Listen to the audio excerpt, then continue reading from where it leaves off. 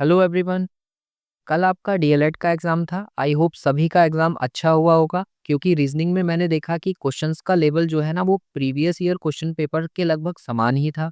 In fact कुछ questions तो मैंने डिक्टो कॉपी ऐसे ही रखे हुए देखे।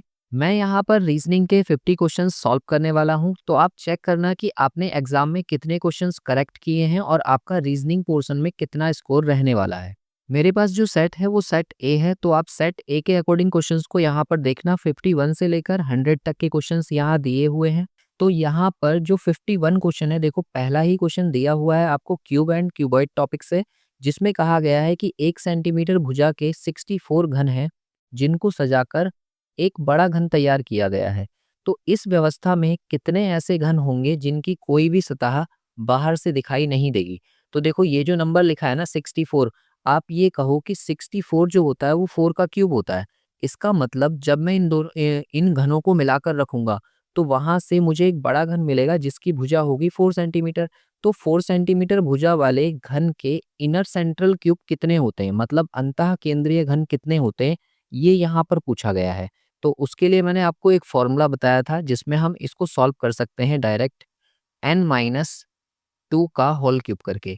तो n यहाँ पर क्या होगा, वो 4 होगा, जो कि हमारे एक भुजा में घनों की संख्या है। तो 4 माइनस 2 और उसका क्यूब हम कर देंगे तो ये कितना आ जाएगा, 2 का क्यूब, और 2 का क्यूब क्या होता है 8। यानी कि इसका जो आंसर होगा वो ए ऑप्शन होगा। इस बच्चे ने 16 मार्क किया है, जो कि गलत आंसर है। यहाँ पर ना कुछ क्वेश्चंस के आंसर ऑलरेडी मार्क किए हुए हैं, तो आप वो आंसर देखना जो मैंने मार्क किया है, क्योंकि आपसे मिस्टेक ना हो, ठीक है। फिलहाल इसका जो करेक्ट आंसर है वो ऑप्शन ए है। इसके बाद देखिए क्वेश्चन नंबर 52 को, इसमें ये कहा गया है कि जिस प्रकार कार्डियोलॉजिस्ट का संबंध हृदय से है, तो उसी प्रकार नेफ्रोलॉजिस्ट का संबंध किससे है। तो देखो कार्डियोलॉजिस्ट जो होता है वो हार्ट का डॉक्टर कहलाता है, और नेफ्रोलॉजिस्ट जो होता है वो किडनी का डॉक्टर होता है। मतलब इसका जो करेक्ट आंसर था वो ऑप्शन बी था, यानी कि ब्रक। इसके बाद में देखिए क्वेश्चन नंबर 53 को, यहाँ पर कहा गया है कि यदि लखनऊ को दिल्ली कहा जाए। अब देखो इस क्वेश्चन को समझो कि लखनऊ को दिल्ली कहा जा रहा है, मतलब एक्चुअल में वो लखनऊ है, लेकिन उसको हम बोल क्या रहे हैं, दिल्ली बोल रहा है। तो यहाँ से क्वेश्चन को समझना कि जो पहले लिखी हुई वस्तु है ना, जो पहले लिखा हुआ शहर है वो रियल है, और उसका नाम हमने रख रखा है दिल्ली, ठीक है। अब आगे कहा है कि दिल्ली को मुंबई कहा जाए, और मुंबई को कोलकाता कहा जाए, और कोलकाता को कहा जाए चेन्नई। तो आपको बताना है कि गेटवे ऑफ इंडिया कहाँ पर है। तो गेटवे ऑफ इंडिया जो है वो वास्तव में मुंबई में है, लेकिन मुंबई को हम क्या कह रहे हैं, मुंबई को कोलकाता कहा जा रहा है। तो इसका जो करेक्ट आंसर होगा वो कोलकाता होगा, यानी कि सी ऑप्शन आपको मार्क करना था। सी जो है वो सही आंसर है। इसके बाद देखिए क्वेश्चन नंबर 54 को, यहाँ पर कहा गया है कि रवि जब स्टेशन पर पहुंचा, तो उसे पता चला कि वह गाड़ी छूटने से आधा घंटे पहले पहुंच गया है, ठीक है। और फिर कहा है कि गाड़ी जो है वो 1 घंटा 30 मिनट विलंब से होने के कारण 6 बजकर 20 मिनट पर आई, ठीक है। अब आप यहाँ से ये समझो कि ये सपोज एक टाइमलाइन मैंने बना दी, यहाँ पर ट्रेन आ रही है 6 बजकर 20 मिनट पर।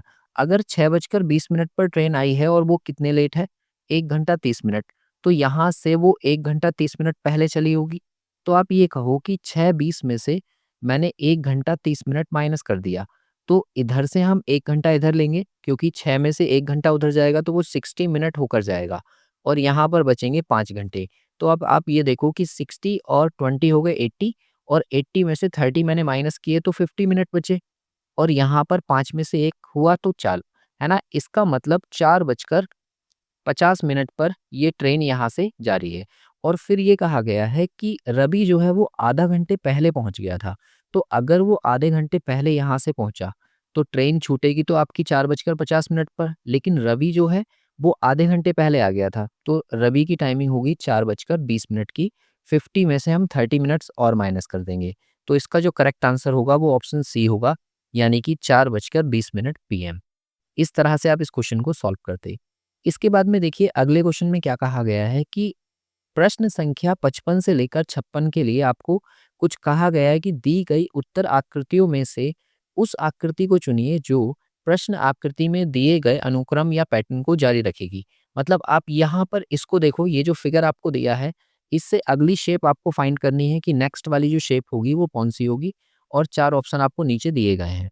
तो इस क्वेश्चन में देखो किसी भी एक शेप को पकड़ लो। जैसे ये जो तीर का निशान है, ये यहाँ से नीचे की साइड एरो है। अब देखो एक बॉक्स छोड़ने के बाद में अगले बॉक्स में ये यहाँ पर आ गया, फिर से एक बॉक्स छोड़ा गया है, फिर ये यहाँ आ गया, फिर एक बॉक्स छोड़ा गया है, यहाँ पर आ गया, फिर एक बॉक्स छोड़ा गया है यहाँ। तो अगली बार एक बॉक्स छोड़कर ये इस वाले बॉक्स में होगा। तो आप ये देखो कि इसके जैसा आपको कौन-सा ऑप्शन दिख रहा है, जिसमें ये यहाँ पर हो। तो आप कहोगे कि सी में तो नहीं है, डी में भी नहीं है और यहाँ पर बी और ए दोनों में दिख रहा है हमें, ठीक है? फिर इसके बाद में हम डॉट को देख लेंगे। तो ये जो डॉट है ना, ये डॉट बॉक्स छोड़कर नहीं चल रहा। देखो पहली बार में यहाँ था, अगली बार में यहाँ पर आ गया ये वाला प्लेस, इसने लिया। फिर इसके बाद में यहाँ आ गया ये वाला प्लेस लिया।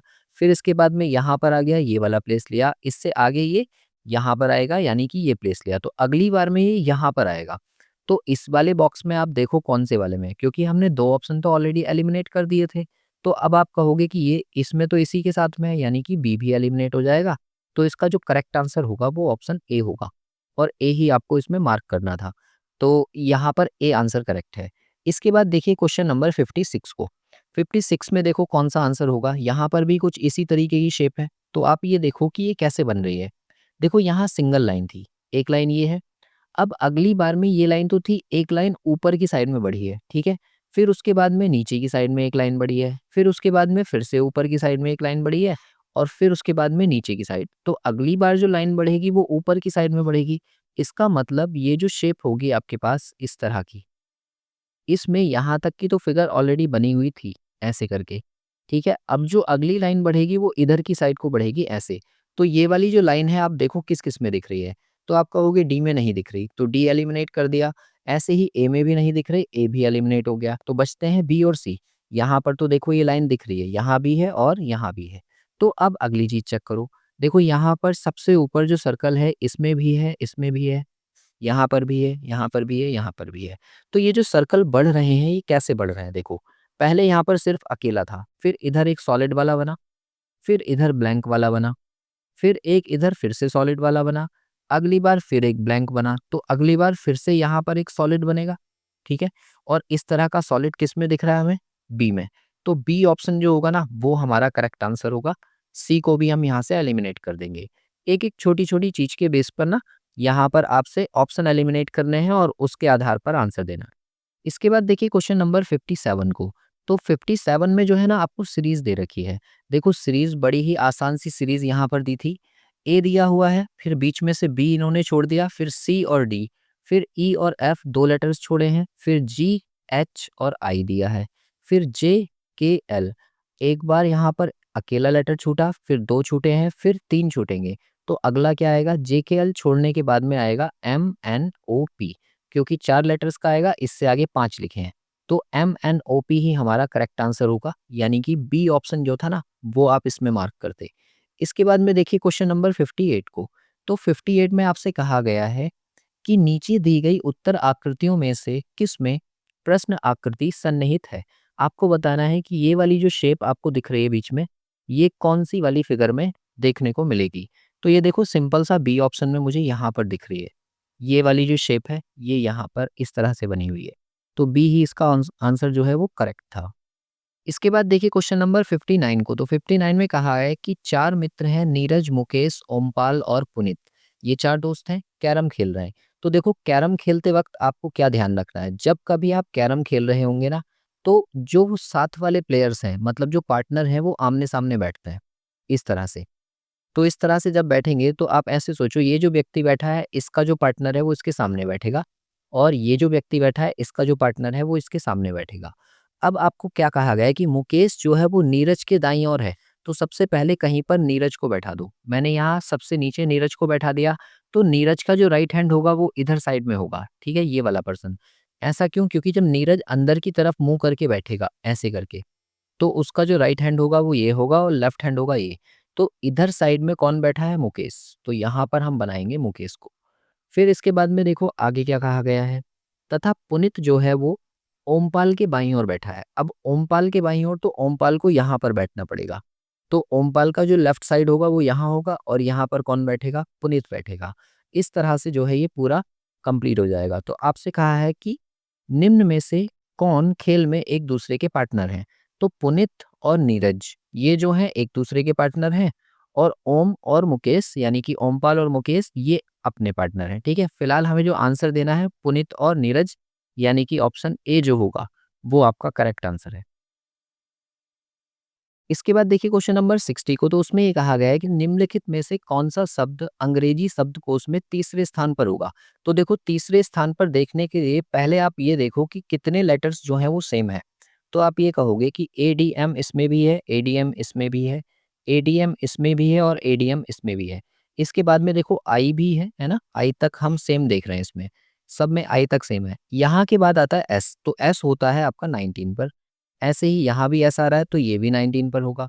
इधर साइड में टी आ रहा है तो टी होता है 20 पर, और यहाँ पर आ रहा है एन, एन होगा आपका 14 पर। तो इन सब में जो सबसे पहले आएगा वो कौन सा होगा? 14। यानी कि ये जो डी वाला पार्ट है ना, ये पहले नंबर पर आएगा, ठीक है। अब इसके बाद में देखो बी जो है ये सॉरी बी 20 पर है, तो ये आएगा चौथे नंबर पर। हमसे कौन सा पूछा है? थर्ड पूछा है। तो हमें ये देखना होगा इन दोनों में पहले कौन सा आएगा। तो इन दोनों में देखने के लिए देखो कहाँ तक सेम है, ये आई तक सेम है, यहाँ पर भी आई तक सेम है। इसके बाद ओ लिख रहा है तो ओ होगा 15, और यहाँ लिखा है बी तो बी होगा 2।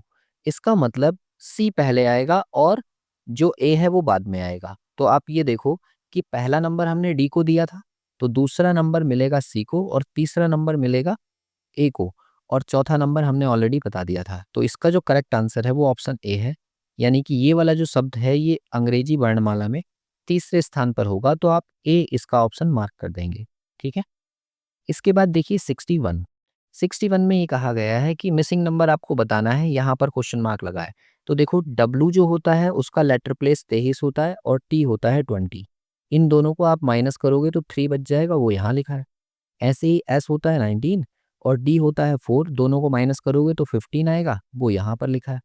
तो यहाँ पर जे 10 होता है और टी 20, दोनों को माइनस करोगे तो 10 आ जाएगा, तो यहाँ भी आप यही करो। पी होता है 16, जी होता है 7, तो आप 16 में से 7 माइनस कर दो, तो ये कितना बच जाएगा? 9। यानी कि कौन सा ऑप्शन हमारा करेक्ट होगा? C option. तो सी हम इसमें मार्क कर देंगे, सी ही इसका सही आंसर है। इसके बाद देखिए क्वेश्चन नंबर 62, उसमें ये कहा गया है कि यदि एक निश्चित कूट में एक वर्ड आपको दिया है का अर्थ है ब्राइट, तो आपको बताना है डार्क का कूट क्या होगा। तो आप यहाँ पर ये लिख लो ASHH और GU, और इसे हम किससे कोड कर रहे हैं? ब्राइट, BRIGHT, ये दिया हुआ है। तो इसके लिए ना आपको लेटर के प्लेस जरूर याद होने चाहिए। जैसे A1 पर होता है, S19 पर, ये 8 पर होगा, ये भी 8 पर होगा, ये 7 पर होगा और ये 21 पर, और नीचे ये 2 पर है, ये 18 हो गया, ये 9 है, और ऐसे ही ये कितना है? 7 है, ये 8 है और ये 20 है। तो आप ये देखो कि इनमें क्या लॉजिक बन रहा है। तो आप कहोगे ये तो आमने सामने ही कनेक्ट हो रहा है भाई, 1 से 2 हो रहा है तो +1 हुआ होगा, फिर 19 से 18 हो रहा है तो -1, फिर 8 से 9 हुआ है तो +1, फिर 8 से 7 हुआ है तो -1। मतलब ये इस तरह से आगे बढ़ रहा है, एक बार +1, एक बार -1, एक बार +1, एक बार -1। तो इस तरह से आपको कोड जो बनाना है वो डार्क का बनाना है। तो हमने यहाँ लिख लिया DARK, ठीक है।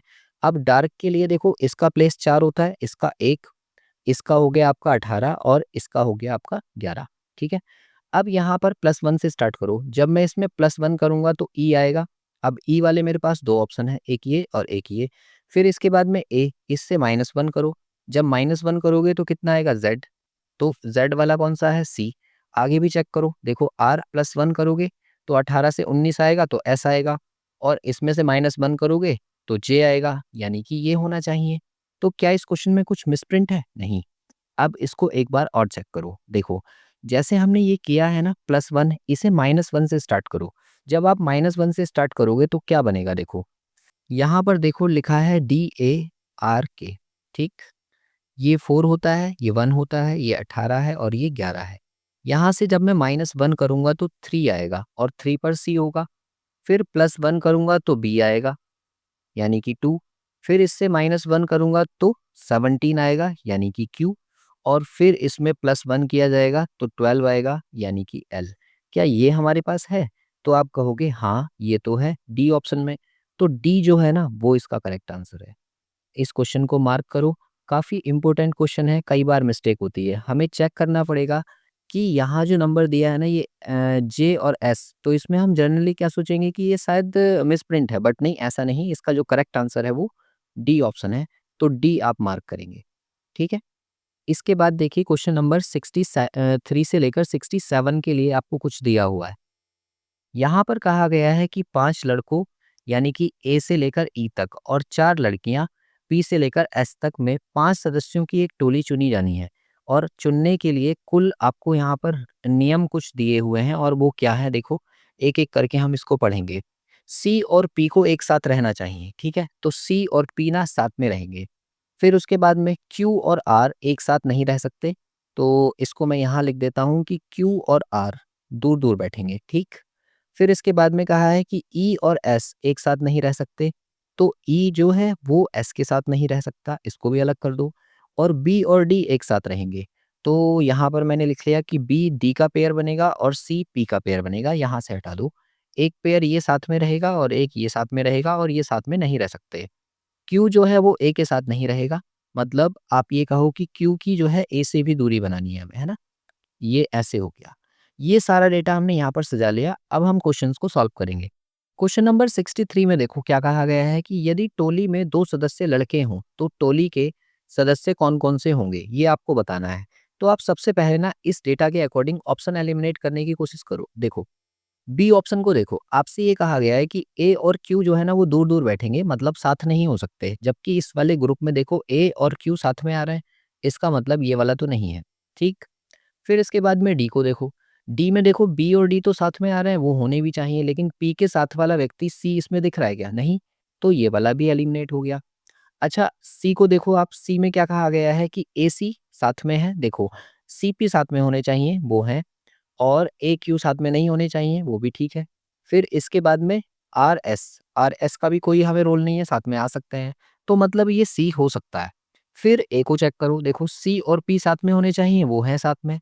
लेकिन ई और एस देखो, ई और एस ना यहाँ पर हमसे मना किया है कि ये साथ में नहीं होने चाहिए। जबकि ई और एस यहाँ साथ में दिख रहे हैं, तो ए ऑप्शन भी एलिमिनेट हो जाएगा। तो एक ही ऑप्शन हमारा बचता है सी, तो सी ही हम मार्क कर देंगे कि सी करेक्ट है। इसके बाद देखिए क्वेश्चन नंबर 64 को। इसमें ये कहा गया है कि 3 सदस्य लड़कियां हों और ए का होना ज़रूरी है। तो आप बताओ टोली के अन्य सदस्य कौन से होंगे?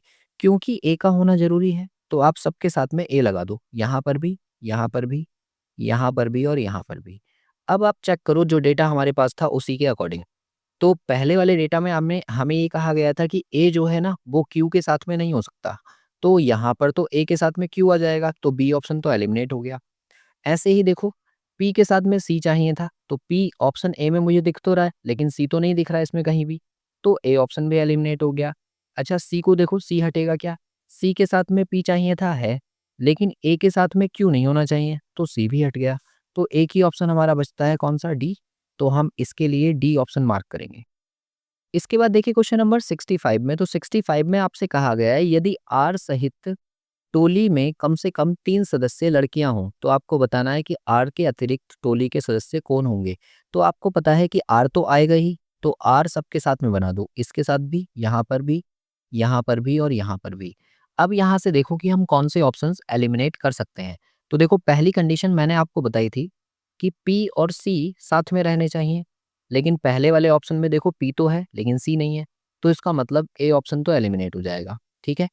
फिर उसके बाद में देखो बी, बी से पहले आप ये देख लो कि डी में भी ऐसी कुछ है, देखो पी के साथ में मुझे सी चाहिए था, लेकिन यहाँ भी नहीं है, तो डी ऑप्शन भी एलिमिनेट हो गया हमारा, ठीक है।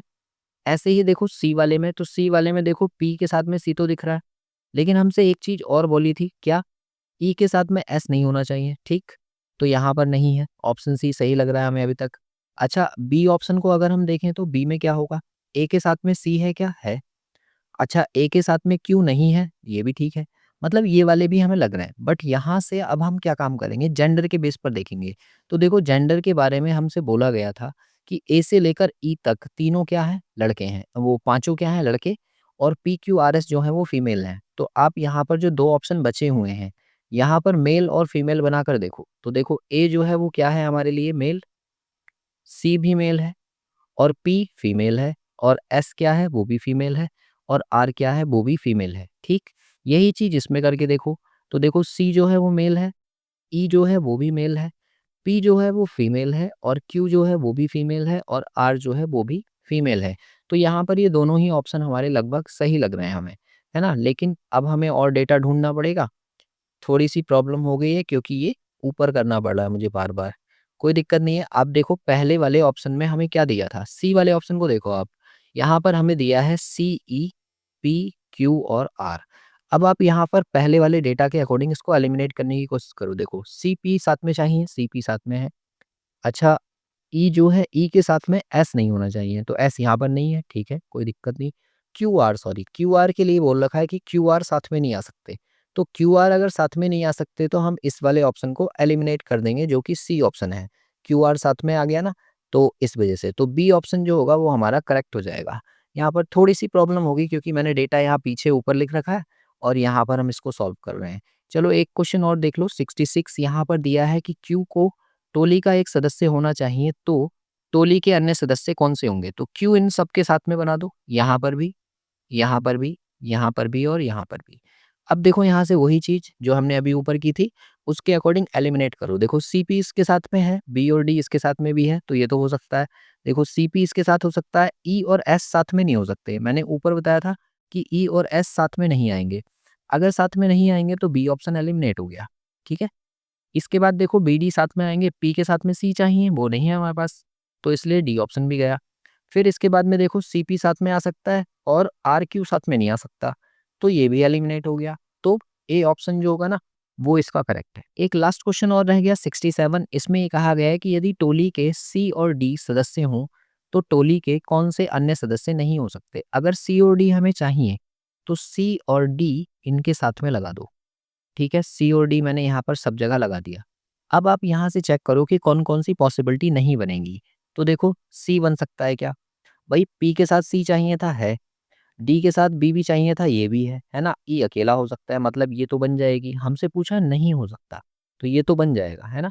इसको देखो, पी के साथ सी बन जाएगा, बी के साथ डी बन जाएगा, ए अकेला आ जाएगा, ये भी हो सकता है। अच्छा इसको देखो, पी के साथ सी हो जाएगा, बी के साथ डी, आर अकेला आ सकता है, ये भी हो सकता है। तो एक ही ऑप्शन हमारा बचा, कौन-सा नहीं हो सकता? Option A. तो ऑप्शन ए ही हम मार्क करेंगे। इस तरह से इस वाले क्वेश्चन को आप एक-एक करके ऑप्शन एलिमिनेट करके सॉल्व कर सकते हो, ठीक है? इसके बाद देखिए क्वेश्चन नंबर 68 को। ये दिया है कथन और पूर्व धारणा का, असम्पशन आपको दिए हैं। तो सबसे पहले मैं आपको याद दिलाऊँ कि असम्पशन क्या होते हैं?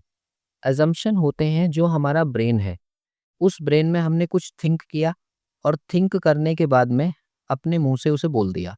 तो जो बोली हुई बातें हैं ना, वो कथन में लिखी हैं और जो सोचा था वो हमारे अजम्पशन है, ठीक है?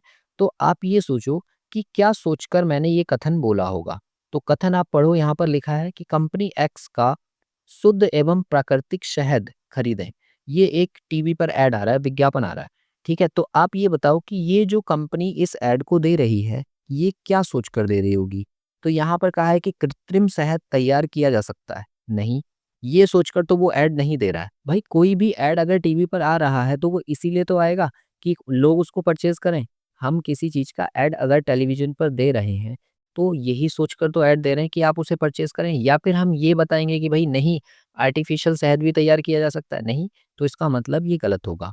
कोई अन्य कंपनी शुद्ध शहद की आपूर्ति नहीं करती है। तो देखो किसी भी ऐड को इसलिए नहीं दिया जाता है कि हम दूसरी की बुराई करें या दूसरी कंपनी के प्रोडक्ट को हम खराब बताएं। इसलिए जो इसका करेक्ट आंसर होगा वो ऑप्शन डी होगा, कि ना तो पहला सही है और ना ही दूसरा सही है। तो आप डी ऑप्शन इसका मार्क करते हैं। इसके बाद देखिए क्वेश्चन नंबर 69 को। तो उसमें ये कहा गया है कि कुछ मित्रों ने मिलकर एक पिकनिक पर जाने का प्लान बनाया और खाने पर 480 रुपये खर्च करने की बात की, ठीक है, परंतु इनमें से दो पिकनिक पर नहीं जा सके। परिणाम स्वरूप प्रत्येक को 20 रुपये अधिक देने पड़ते हैं। तो आप बताओ कितने लोग पिकनिक पर गए थे? अब देखो इस क्वेश्चन को आप दो तरीके से कर सकते हैं। या तो आप यहाँ से ऑप्शन एलिमिनेशन ट्राई करो, या फिर आप इसे मैनुअली सॉल्व कर लो। तो मैं आपको दोनों तरीके बता रहा हूँ कैसे इसको सॉल्व करते हैं। देखो 480 रुपए हमारे पास थे।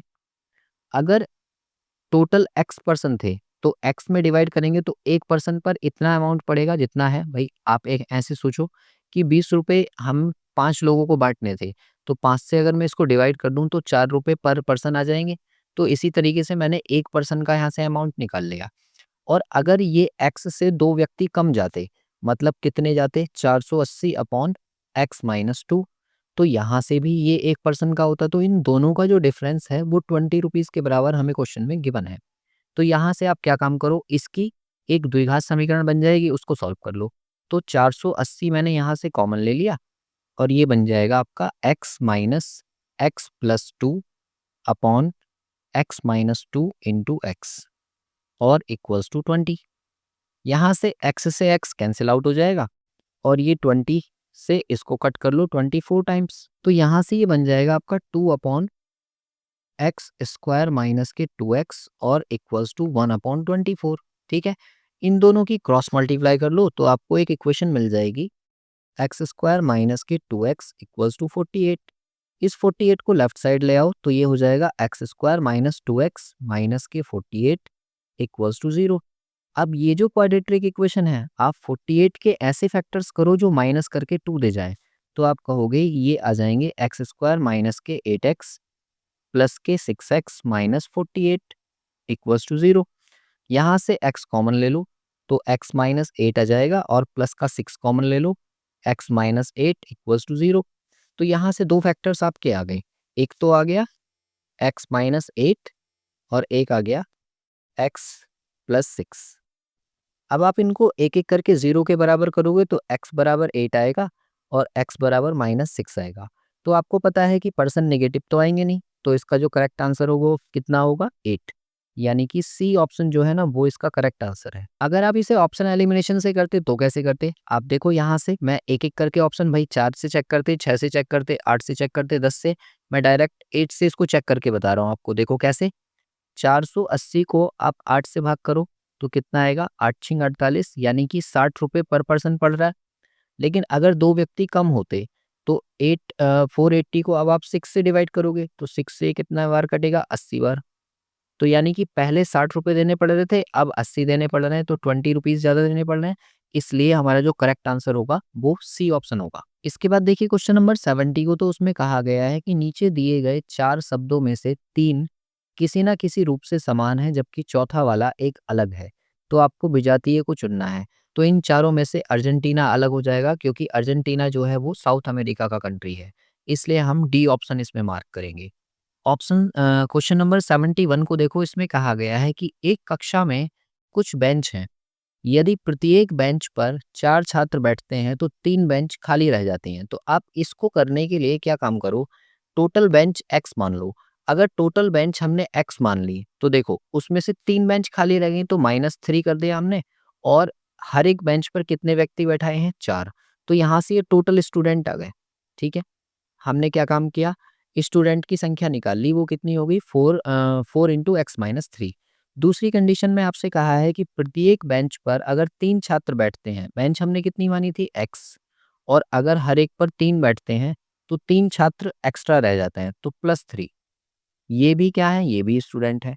अब एक ही क्वेश्चन में हमने ये भी स्टूडेंट निकाले, ये भी स्टूडेंट निकाले, तो दोनों बराबर हो जाएंगे।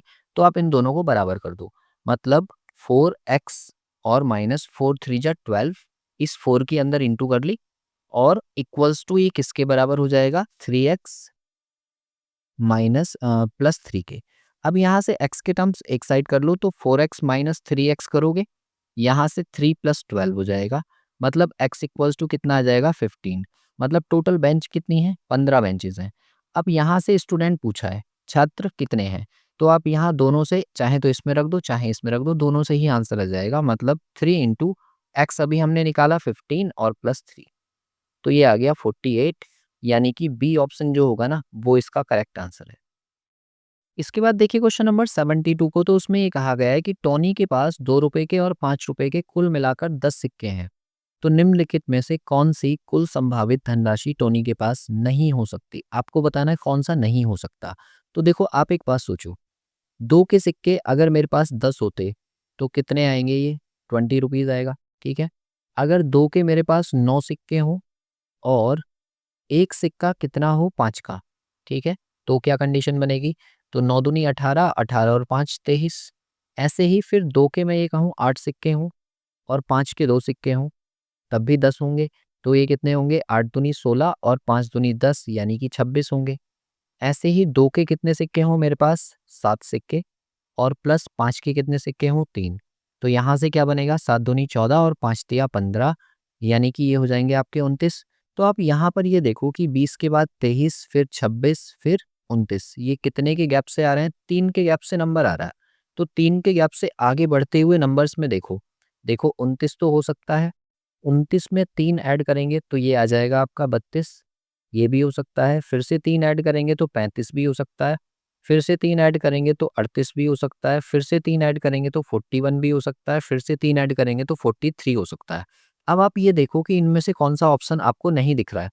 तो देखो 29 ऑप्शन ए हमें दिख रहा है, 38 ये भी हमें दिख रहा है, 41 ये भी हमें दिख रहा है। क्या 34 हमें दिख रहा है? यहाँ पर 34 मिसिंग है। तो इसका मतलब ये ही हमारा आंसर है। मतलब बी ऑप्शन आप लगाएँगे इसमें कि 34 जो है ना वो उसके पास कभी नहीं हो सकता। इसके बाद देखिए क्वेश्चन नंबर 73 को।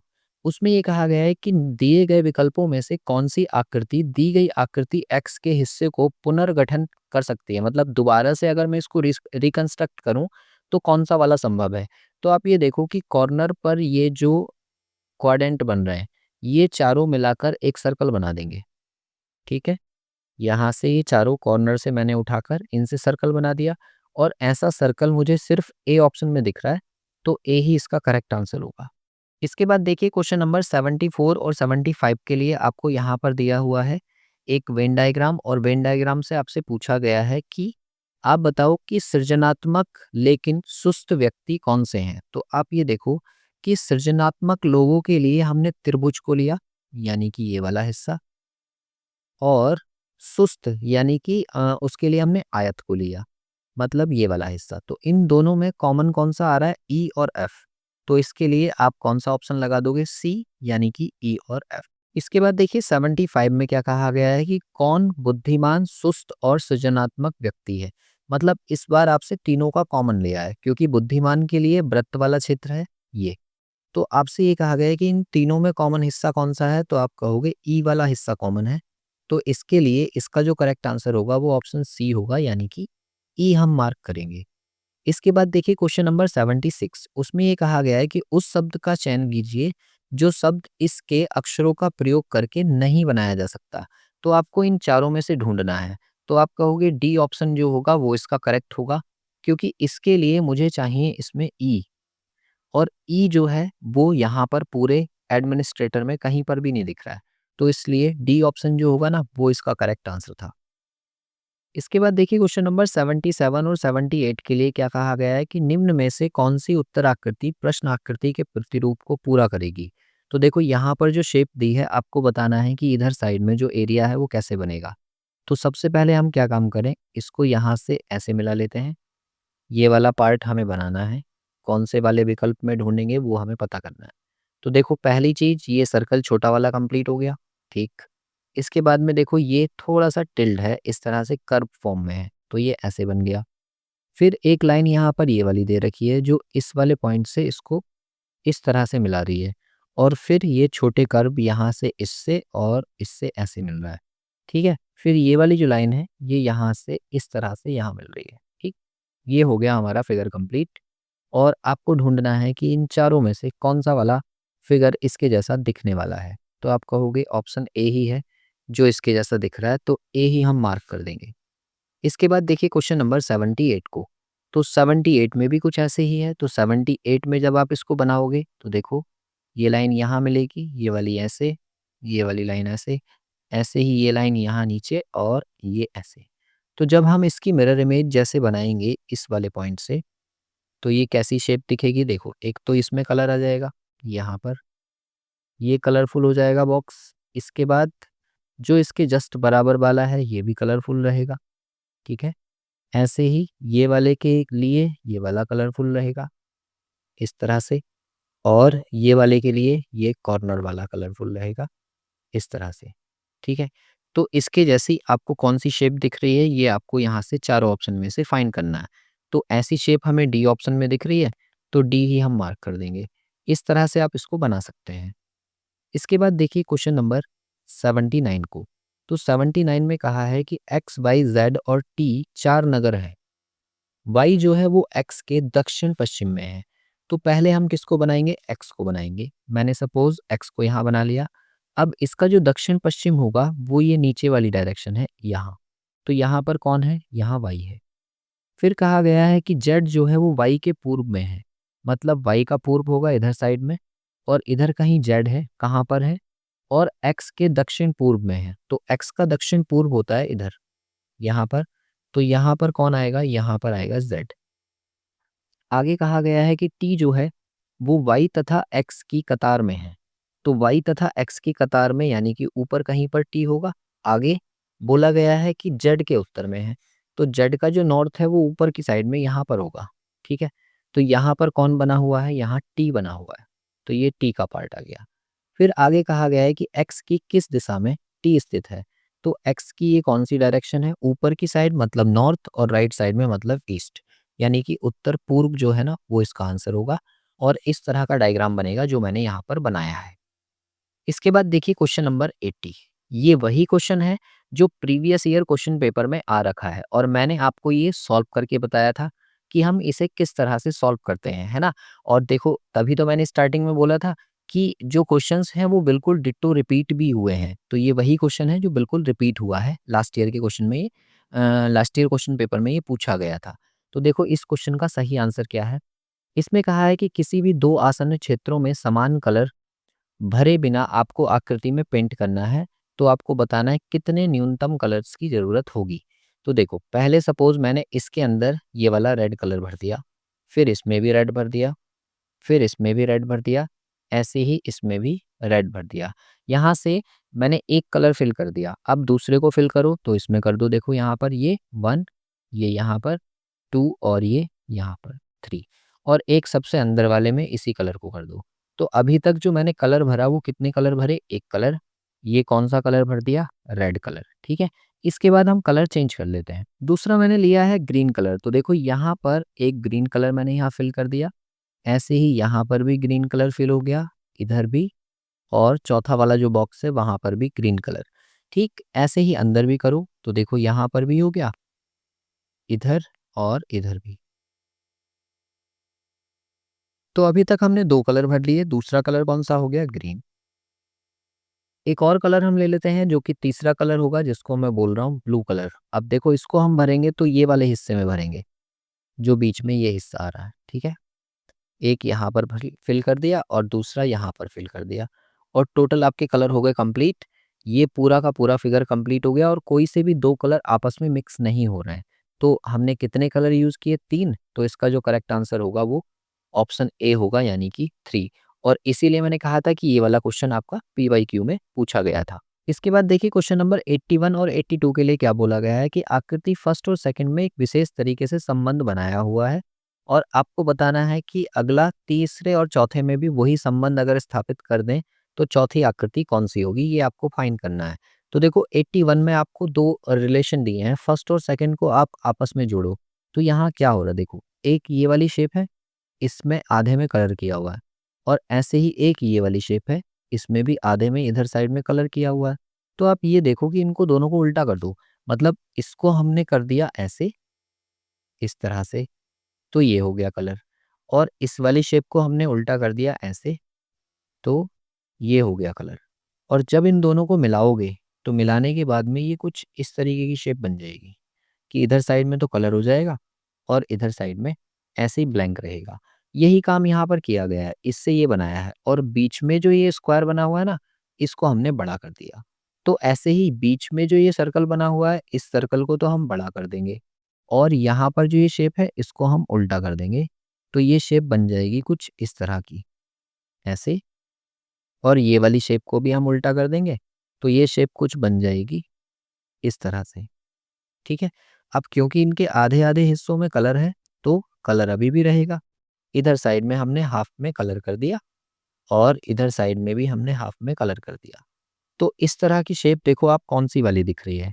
तो आप कहोगे सी ऑप्शन हमें यहाँ पर दिख रहा है इसके जैसा, तो सी ही हम इसमें मार्क कर देंगे। इसके बाद देखिए अगले वाले क्वेश्चन को 82, यहाँ पर भी कुछ ऐसे ही है। इसमें और इसमें देखो क्या संबंध है। ये जो एरो कुछ इस तरह से बना हुआ था, इस एरो को घुमाकर ऐसे कर दिया गया है इस तरह से। ठीक है, तो इस तरह से जब एरो को किया गया तो जब ये यहाँ तक पहुँचेगा तो कितने डिग्री घूम जाएगा? 135 डिग्री। तो सबसे पहले तो आपको इस एरो को 135 डिग्री ही घुमाना है। तो जब इस वाले एरो को आप 135 डिग्री घुमाओगे तो ये ऐसे था, और 135 घूमकर पहुंचेगा इस वाली डायरेक्शन में 135 डिग्री। मतलब ये वाला जो है, ये वाला कंडीशन बन जाएगा। ठीक है, ऐसे करके। अब इसमें देखो यहाँ ट्राइंगल था ब्लैंक और ये कैसा हो गया स्क्वायर। अब यहाँ पर स्क्वायर है तो यहाँ ट्राइंगल हो जाएगा, तो इसलिए डी ऑप्शन जो है ना वो इसका करेक्ट है। इसके बाद देखिए क्वेश्चन नंबर 83 और 84 के लिए कहा गया है कि दी गई 4 आकृतियों में से 3 आकृति एक निश्चित तरीके से समान है, परंतु एक भिन्न है, तो आपको बताना है कि भिन्न आकृति कौन सी वाली है। देखो इस क्वेश्चन में ना यहाँ पर आपको इस तरीके की एक शेप दे रखी है, ठीक है। इस शेप को आप ऐसे मानो कि ये लेफ्ट हैंड हो गया इसका और ये राइट हैंड हो गया। मतलब इधर साइड में लेफ्ट बनाया, इधर साइड में राइट बनाया, और जो लेफ्ट साइड है ना उधर से देखो एक लीफ और निकल रही है इधर साइड को ऐसे करके। तो आप ये याद रखो कि ये लेफ्ट वाले के साइड से है, ठीक। अब इस शेप को आप देखो, ये फर्स्ट था हमारा ऑप्शन। अब सेकंड में देखो, सेकंड में जब ये इस तरह से घूम गई तो ऐसे घूमने के लिए ये इसका लेफ्ट हो गया, ये इसका राइट हो गया। मतलब अब जो स्ट्रक्चर यहाँ से निकलना चाहिए था वो लेफ्ट से निकलना चाहिए था, बट निकल किससे रहा है, ये राइट से। ये राइट हो गया, ये लेफ्ट हो गया। ऐसे ही जब इसमें हम देखेंगे तो ये राइट रहेगा, ये लेफ्ट रहेगा। ऐसे ही जब इसमें हम देखेंगे तो ये लेफ्ट रहेगा, ये राइट रहेगा। तो आप ये देखो कि डी ऑप्शन, सी ऑप्शन और बी ऑप्शन में ये राइट साइड को निकला हुआ है तीनों में ही, ठीक है। लेकिन ए ऑप्शन में जो है वो लेफ्ट साइड को है। तो इसका जो करेक्ट आंसर है वो ए ऑप्शन है। यानी कि आपको ए मार्क करना चाहिए था, ए सही है। इसके बाद देखिए क्वेश्चन नंबर 84 को। तो 84 में देखो क्या दिया हुआ है, यहाँ पर भी आपको एक डिफरेंट छांटना है। ये हमने यहाँ से स्टार्ट किया, इधर से इधर साइड में जा रहा है, ठीक है। मतलब मैं राइट से स्टार्ट कर रहा हूँ और लेफ्ट साइड से कॉर्नर बनना है, ठीक। ऐसे ही इस वाले में देखो, मैं यहाँ पर राइट साइड से स्टार्ट कर रहा हूँ और लेफ्ट साइड में कॉर्नर बनना है, ठीक। ऐसे ही इसमें देखो, मैं राइट साइड से स्टार्ट कर रहा हूँ और लेफ्ट साइड में कॉर्नर बनना है। लेकिन इसमें देखो, इसमें मुझे राइट से स्टार्ट ना करके लेफ्ट से स्टार्ट करना पड़ रहा है और राइट साइड में कॉर्नर बनना है। तो इसका मतलब डी ऑप्शन जो होगा ना वो इसका करेक्ट आंसर है। इसके बाद में देखिए क्वेश्चन नंबर 85 को। 85 में आपसे कहा गया है कि नीचे दिए गए शब्दों को तार्किक एवं सार्थक क्रम में व्यवस्थित कीजिए। तो आपको बताना है कैप्टन, कर्नल, मेजर और ब्रिगेडियर, इनमें से कौन सा सीक्वेंस इनका सही होता है। तो देखो ब्रिगेडियर जो है ना वो सबसे बड़ा पद होता है, तो इसलिए हम ये कहेंगे कि या तो सी ऑप्शन होगा या फिर डी ऑप्शन होगा। तो इसका जो करेक्ट आंसर है वो डी ऑप्शन है, यानी कि पहला होगा कैप्टन, कैप्टन के बाद में आता है मेजर, मेजर के बाद कर्नल आता है और कर्नल के बाद ब्रिगेडियर, ठीक है। तो इसलिए डी ऑप्शन जो है ना वो इसका करेक्ट आंसर है। इसके बाद देखिए क्वेश्चन नंबर 86 को। तो 86 में आपसे कहा गया है कि ये जो शेप है इसमें आपको बताना है कि कितने त्रिभुज और कितने वर्ग हैं। तो याद करो, ये मैंने आपको बड़े ही अच्छे से याद करवाई है। इनको गिनना सिखाया था कि अगर यहाँ पर क्रॉस बना हुआ है तो 1 2 3 4 इस तरह से आप जो मैक्सिमम नंबर है उसका डबल कर दो, तो 8 यहाँ से मिल जाएंगे आपको। तो पहली वाली शेप में 8 मिलेंगे, दूसरी शेप में 8 मिलेंगे और तीसरी शेप में भी 8 मिलेंगे। तो 8 8 3 जा 24। और जब हम इन दोनों को मिलाकर रखेंगे तो देखो एक ये यहाँ पर ये वाला बनेगा ऐसे, और एक बनेगा यहाँ पर ये। तो इस वाले जॉइंट पर 2 बनेंगे तो +2। ऐसे ही जब इस वाले जॉइंट पर हम जाएंगे तो यहाँ पर भी 2 बनेंगे, एक इधर से और एक इधर से, तो +2। तो टोटल ये कितने हो गए 28। तो यहाँ से आपको ये पता चल गया कि ट्राइंगल जो होंगे वो तो 28 होंगे, तो वो ऑप्शन ए में भी दिख रहे हैं हमें और ऑप्शन सी में भी दिख रहे हैं। तो ऑप्शन ए या ऑप्शन सी में से कौन सा होगा, आप वर्ग और गिन लो। तो वर्ग कितने गिने जाएंगे, देखो यहाँ पर जब ये शेप ऐसी दिख रही है इस तरह से, तो यहाँ पर 3 वर्ग तो मुझे ऑलरेडी दिख रहे हैं। लेकिन जब ये मिलाकर रखे जाएंगे तो एक ये वर्ग और बनेगा, देखो यहाँ से यहाँ तक का ये भी वर्ग है और इसके आगे ये जो बना है ये भी वर्ग है। तो इन दोनों को और काउंट कर लेंगे तो 3 + 2 यानी कि 5। और 5 हमें कौन से ऑप्शन में दिख रहा है, ए में, यानी कि ए ऑप्शन जो है ना वो इसका करेक्ट आंसर था। इसके बाद देखिए क्वेश्चन नंबर 87 और 88 के लिए आपको एक जानकारी दे रखी है जिसको ध्यानपूर्वक पढ़कर आपको प्रश्नों का सही उत्तर देना है। अब देखो ये है आपका ब्लड रिलेशन का क्वेश्चन, तो इसके लिए हम डायग्राम बना लेते हैं। यहाँ पर कहा गया है कि ए यू तथा टी की माता है। तो यू को हमने नीचे बना लिया, टी को यहाँ बना लिया, और इनकी माता कौन है, ए। तो ए को हमने सर्कल में रख लिया, फीमेल को रिप्रेजेंट कर रहा है। फिर कहा है कि टी जो है वो जे की बहन है, जे की बहन है टी, तो इसको हमने सर्कल में बना दिया और जे इसके साइड में। फिर आगे कहा गया है कि जे जो है वो एम का पुत्र है, जे पुत्र है एम का। तो एम कौन होगा, इसका पिता। क्योंकि माता तो हम ऑलरेडी बना चुके हैं तो इसलिए इसको ऐसे बना दिया। फिर कह रहा है पी का जो विवाह है वो यू के साथ हुआ है, तो यहाँ पर प्लस करके हमने पी बना दिया। और यू जो है वो के की पुत्र वधू है, यू जो है वो पुत्र वधू है के की, तो के बेटे की वाइफ होगी। इस तरह से हमने इस डायग्राम को कंप्लीट कर लिया। फिर देखो आपसे पूछा क्या गया है। पहले क्वेश्चन में पूछा गया है कि पी एम से किस प्रकार संबंधित है। तो पी का एम से क्या संबंध है। तो देखो पी और ए ये दोनों हस्बैंड वाइफ हैं और उनके 3 बच्चे हैं। तो 3 बच्चों में से यू जो है वो एम की लड़की है और लड़की का जो पति होता है उसको हम क्या बोलते हैं, दामाद। यानी कि ए ऑप्शन जो होगा वो इसका करेक्ट आंसर है। ऐसे ही देखो 88 में क्या कहा गया है कि आर जो है वो के का पति है। तो आपको बताना, अब देखो के का पति हम बनाएंगे ना, तो के का पति यहाँ पर मैंने आर बना लिया और ये मेल होगा तो के हो गई आपकी फीमेल। ठीक, फिर आगे कहा है तो के का पी से क्या संबंध है। तो पी जो है वो के को क्या क्या कर बुलाएगी, तो वो उसकी मदर है, तो इसलिए डी ऑप्शन इसका आंसर हो जाएगा, यानी कि माता। इसके बाद देखिए क्वेश्चन नंबर 89 को, तो उसमें ये कहा गया है कि अक्षरों का क्रम समूह रिक्त स्थानों को क्रमवार रखे जाने पर दी गई श्रृंखला को पूरा कीजिए। मतलब आपको यहाँ पर जो ये पैटर्न दिया हुआ है इसको कंप्लीट करना है, फिलअप्स करने हैं। तो ए बी दिया हुआ है, फिर गैप है, फिर बी सी है, फिर गैप है, फिर सी है, फिर गैप है, फिर बी ए है और फिर गैप है, फिर सी है। तो आप ये देखो यहाँ पर 3-3 के ग्रुप्स में अगर मैं इसको डिवाइड कर दूं तो कुछ इस तरह का पैटर्न बनेगा कि अगर ये ए है, यहाँ पर बी है और यहाँ पर सी है, तो पहले हम ए से स्टार्ट करेंगे, तो ए बी सी, तो यहाँ से सी आ गया। फिर हम बी से स्टार्ट करेंगे तो बी सी और ए, तो फिर ए आएगा। फिर हम सी से स्टार्ट करेंगे तो सी ए बी, तो यहाँ पर सी ए बी आएगा और ए बी सी हो जाएगा। तो यहाँ से जो पैटर्न बनकर आया वो सी ए बी आया, और ऐसा हमें कौन से ऑप्शन में दिख रहा है, सी में, तो सी ही इसका करेक्ट आंसर है। इसके बाद देखिए क्वेश्चन नंबर 90 और 92 के लिए यहाँ पर निर्देश दिए हैं कि इन प्रश्नों के उत्तर देने के लिए निर्देशों को ध्यानपूर्वक पढ़ लो। ठीक है, आगे कहा गया है कि 4 छात्राओं के एक समूह पर विचार करें, रीना, बीना, मीना और नीना, जो एक पंक्ति में खड़ी हैं। कहा गया है कि रीना और बीना बाएं से क्रमशः छठे और सातवें स्थान पर हैं। तो देखो इनका डायग्राम मैं यहाँ पर ड्रॉ कर लेता हूँ कि लेफ्ट साइड से हमने 2 व्यक्तियों को बैठाया, एक ये और एक ये, जिसमें से पहली का स्थान है 6th और ये 7th, और इनके नाम क्या है, एक का नाम है रीना और एक का नाम है बीना। ठीक है, अब इसके बाद में देखो आगे कहा गया है कि मीना और नीना दाएं से चौथे और 5वें स्थान पर हैं। तो इधर साइड से भी हमने 2 व्यक्ति बैठा लिए, एक ये एक ये, एक का नाम है सॉरी, एक चौथे स्थान पर है और एक 5वें स्थान पर है। जो चौथे स्थान पर है उसका नाम है मीना और जो 5वें स्थान पर है उसका नाम है नीना। अब देखो इसके आगे क्या कहा गया है, जब बीना और मीना अपने स्थान को बदल लेती हैं, तो बीना जो है वो मीना के स्थान पर जा रही है, तो यहाँ से यहाँ तक की डिस्टेंस हो गई ये, यहाँ पर बीना चली गई है और मीना आ गई है इसकी जगह पर यहाँ। ठीक है, ये हट गई, तो यहाँ से बोला गया है तो बीना बाएं से 15वें स्थान पर आती है, तो यहाँ तक 15 प्लेस हो जाएंगे।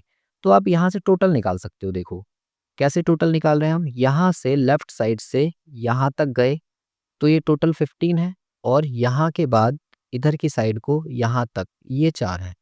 तो आप ये कहो कि यहाँ से अगर मुझे टोटल निकालना होता तो मैं क्या करता, 15 में 4 प्लस करके उसमें से -1 कर देता, तो ये कितना आ जाता, 19 और -1, तो टोटल इसके अंदर कितने आ जाते, 18 लोग आ जाते।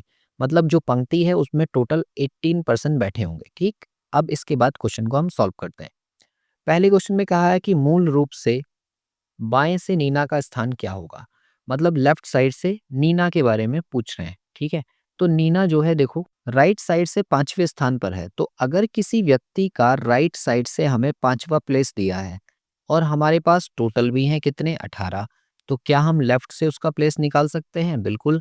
इसके लिए मैंने आपको फॉर्मूला बताया था कि अगर किसी का लेफ्ट साइड से प्लेस निकालना है तो टोटल में +1 करके उसके राइट साइड की पोजीशन वहां से माइनस कर दो। तो टोटल है 19 और 19 में से मैंने 5 माइनस कर दिए, तो कितने बचे, 14, यानी कि सी ऑप्शन जो होगा वो इसका करेक्ट आंसर है। इसके बाद देखिए 91 को, तो 91 में कहा गया है कि दाएं से रीना का स्थान क्या होगा। तो देखो लेफ्ट साइड से रीना जो है वो छठे प्लेस पर बैठी थी। अगर लेफ्ट साइड से रीना का प्लेस 6 है और टोटल मेरे पास कितने हैं वो 18 है। तो राइट साइड से हम उसका प्लेस निकाल सकते हैं क्या? बिल्कुल। राइट साइड से प्लेस निकालने के लिए टोटल में +1 कर दो और लेफ्ट साइड की पोजीशन माइनस कर दो। तो 19 में से जब 6 माइनस होंगे तो 13 आएगा, यानी कि बी ऑप्शन जो होगा वो इसका करेक्ट आंसर है। इसके बाद देखो 92 को, बीना और मीना के स्थानों की अदला-बदली करने पर दाईं ओर से मीना का स्थान क्या होगा? तो आप ये देखो कि बीना और मीना इनको चेंज कर दें हम। बीना के स्थान पर मीना चली जाती है, तो लेफ्ट साइड से मीना का स्थान कौन-सा आ गया? 7वां। अगर लेफ्ट साइड से मीना का स्थान 7th है और टोटल मेरे पास कितने हैं? वो हैं 18। तो 18 में 1 जोड़ दो और उसमें से 7 माइनस कर दो। तो ये आ जाएगा 19 माइनस 7 यानी कि 12, और 12 कौन सा ऑप्शन है? ए। तो ए आंसर इसका करेक्ट हो जाएगा। ये रैंकिंग के तीनों क्वेश्चंस थे। अगर रैंकिंग टॉपिक आपने नहीं पढ़ा है और आपको ये सीखना है तो एक बार डिस्क्रिप्शन चेक कर लेना, वहाँ पर मैंने इसका वन शॉट डाला हुआ है और उस वन शॉट में मैंने रैंकिंग के हर तरीके के क्वेश्चन को सॉल्व करना सिखाया है। तो आप एक बार जाकर उसे चेकआउट कर सकते हैं। इसके बाद देखिए क्वेश्चन नंबर 93। तो 93 में कहा गया है कि निम्नलिखित संख्या अनुक्रम में ऐसे कितने 5 हैं जिनके तुरंत पहले 3 या 4 आते हैं लेकिन तुरंत बाद 8 या 9 नहीं आते हैं। तो देखो आपको यहाँ पर जो ये सीरीज दी है इसमें सबसे पहले आप 5 ढूंढ लो, कितने 5 हैं। ये भी 5 है, 1, ये 2, ये 3, ये 4, 5, 6, यहाँ पर ये 7, 8, 9 और ये 10 और एक ये 11। हमारे पास टोटल 11 5 हैं, ठीक है। अब पहली कंडीशन आपसे बोली थी कि which is immediately preceded by 3 और 4, मतलब उनके ठीक पहले 3 या 4 में से कोई एक होना चाहिए। तो देखो पहले में 3 है तो इसको शामिल करेंगे, दूसरे में नहीं है तो इसको नहीं करेंगे, तीसरे में है, इसको भी करेंगे, इससे चौथे में नहीं है तो इसको भी नहीं करेंगे। पाँचवें वाले में देखो यहाँ 3 है पीछे तो ये भी आएगा लिस्ट में, ये भी लिस्ट में आएगा, ये वाला नहीं, ये भी नहीं और ये वाला आएगा और ये वाला भी आएगा, ठीक है। हमने पहले देखा कि सिर्फ पीछे वाले कौन से हैं, मतलब 3 और 4 आने चाहिए, but not immediately followed by the 8 और 9, लेकिन इनके तुरंत बाद में 8 और 9 नहीं आने चाहिए। तो आप हटा दो उसी के अकॉर्डिंग। देखो पहले वाले 5 के आगे 9 आ रहा है तो इसको हम शामिल नहीं कर रहे। अच्छा इससे अगले वाले में देखो यहाँ 5 आ रहा है तो 8 और 9 तो नहीं आ रहा ना, तो इसको हम शामिल कर रहे हैं, ठीक। फिर इस 5 को देखो, इसके आगे 8 आ रहा है तो इसको भी शामिल नहीं कर रहे। अच्छा इसके आगे देखो 6 आ रहा है तो इसको हमें शामिल करना पड़ेगा, ये भी है एक पेयर। यहाँ पर 7 आ रहा है तो इसको भी मुझे शामिल करना पड़ेगा, ये भी पेयर है। अच्छा इस वाले को देखो, इसके ठीक बाद में 2 आएगा, तो मतलब मुझे इसको भी एक पेयर में शामिल करना पड़ेगा और फिर इस वाले 5 के पीछे देखो आगे और ये, इसको भी शामिल करेंगे। तो टोटल हमारे पास कितने हो गए? 1, 2, 3, 4 और एक 5, यानी कि इसका जो करेक्ट आंसर होगा वो 5 होगा। तो आप सी आंसर जो है ना वो मार्क करेंगे। इसके बाद देखिए 94 को। 94 में आपसे कहा गया है कि एक पासे की 2 स्थितियां हैं। आप बताइए कि 1 के विपरीत सतह पर क्या होगा? देखो यहाँ भी 3 है, यहाँ भी 3 है, ऊपर 5 है, इधर 4 है, इधर 6 है, इधर 2 है। तो आप क्या करते हो, जो कॉमन वाला फेस होता है उसको पकड़ के घुमाते हो? मत घुमाओ। आप ये देखो कि दोनों में 3-3 है, ये दिख रहा है। कौन-सा नंबर है जो इन सब में मिसिंग है? 1 ही तो 1 के ही अपोज़िट हो जाएगा। इसका मतलब इसका जो करेक्ट आंसर होगा कि 1 डॉट वाली सतह सबसे नीचे है, तो शीर्ष वाले हिस्से पर क्या होगा? अगर 1 सबसे नीचे है, तो शीर्ष वाले हिस्से पर 3 होगा। इसका मतलब बी ऑप्शन जो है ना, वो करेक्ट है। इस बच्चे ने देखो यहाँ पर फेस अपोजिट निकाल भी लिए थे कि 1 जो है वो 3 के अपोजिट है, 5 6 के अपोजिट है और 4 2 के अपोजिट है। लेकिन फिर भी बाय मिस्टेक इसने कौन-सा ऑप्शन मार्क किया है? डी, जो कि गलत आंसर है।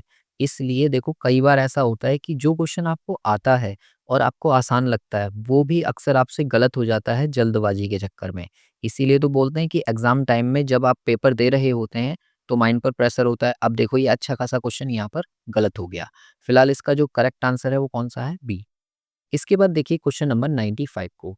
उसमें ये कहा गया है कि एक दर्पण के माध्यम से देखने पर घड़ी 3:15 बजे का समय दिखाती है। 3:15 होता है 3:15 और आपको बताना है कि सही समय क्या होगा। अगर दर्पण में देखने पर ये समय आ रहा है, तो इसको 11:60 में से हम माइनस कर देंगे।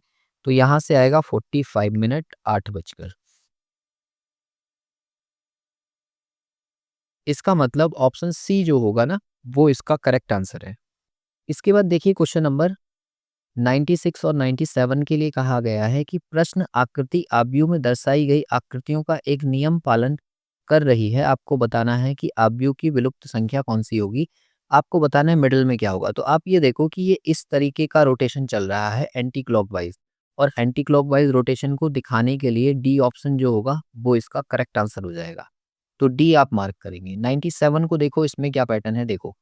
पहले 2 लाइन इस तरह से एरो ऊपर लगे थे, तो अगली बार में जो पहला एरो है वो ऐसे ही फिक्स रखा हुआ है और दूसरे वाले एरो को नीचे कर दिया, ठीक, मतलब उसकी डायरेक्शन चेंज कर दी। और इससे थर्ड वाले में क्या किया है, जो पहले वाला है उसकी डायरेक्शन नीचे कर दी और जो नीचे वाला है उसकी डायरेक्शन ऊपर कर दी। मतलब फर्स्ट से सेकंड में पहले वाले को सेम रखा गया है और थर्ड वाले को चेंज कर दिया, और ये हर बार में चेंज हो रहा है। तो इसी पैटर्न पर आप थर्ड वाले को बनाओ। तो आप देखो पहले वाले को सेम रखा गया है और जब नेक्स्ट में ये पहुंचेगा तो डायरेक्शन चेंज करके नीचे ऐसे हो जाएगा।